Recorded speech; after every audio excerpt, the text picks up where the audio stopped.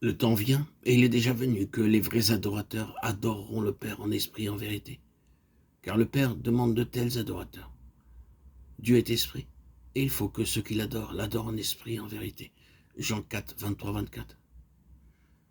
C'est nous qui sommes la vraie circoncision, nous qui servons Dieu en esprit, qui nous glorifions en Jésus-Christ et qui ne mettons point notre confiance en la chair. Philippiens 3, 3. L'adoration élève l'homme au plus haut degré possible. Il avait été créé pour vivre en communion avec Dieu. Et c'est à cela que le ramène l'adoration. Tous les exercices de la vie religieuse, méditation, prière, amour, foi, consécration et obéissance, tout se trouve réuni dans l'adoration. Reconnaître ce qu'est Dieu dans sa sainteté, sa gloire et son amour, et réaliser ce que je suis, moi, créature déchue et pourtant l'enfant racheté du Père. Voilà ce qui me porte à me présenter devant Dieu pour lui offrir l'adoration qui lui est due.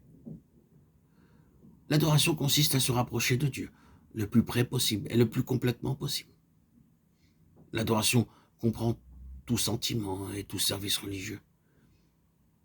Elle est la plus haute destination de l'homme, puisque pour celui qui adore, Dieu est tout. Jésus a dit que, à sa venue sur la terre, commencerait un nouveau mode d'adoration. Ce que les païens ou les samaritains avaient appelé adoration, ce que les juifs même avaient connu de l'adoration selon la loi de Dieu, devait faire place à quelque chose d'entièrement nouveau, à l'adoration en esprit et en vérité. C'est là ce que devait inaugurer le don du Saint-Esprit. C'est là l'adoration qui seule peut plaire au Père. Et c'est précisément pour adorer ainsi que nous avons reçu le Saint-Esprit. Dès le début de cette étude sur le Saint-Esprit, pénétrons-nous bien de la pensée que si Dieu a envoyé en nous le Saint-Esprit, c'est pour que nous l'adorions, en esprit et en vérité, car le Père demande de tels adorateurs. C'est pour cela qu'il nous a envoyé son Fils et son Esprit.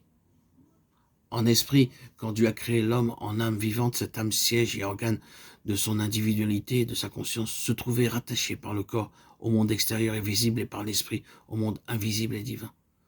L'âme devait décider si elle se soumettrait à l'esprit et par là à Dieu et à sa volonté, ou si elle s'allierait avec le corps, cédant par là aux sollicitations du monde visible. À la chute de l'homme, l'âme refusa la domination de l'esprit et devint alors l'esclave du corps. L'homme devint chair. L'esprit perdit en lui la haute direction qui lui avait été assignée.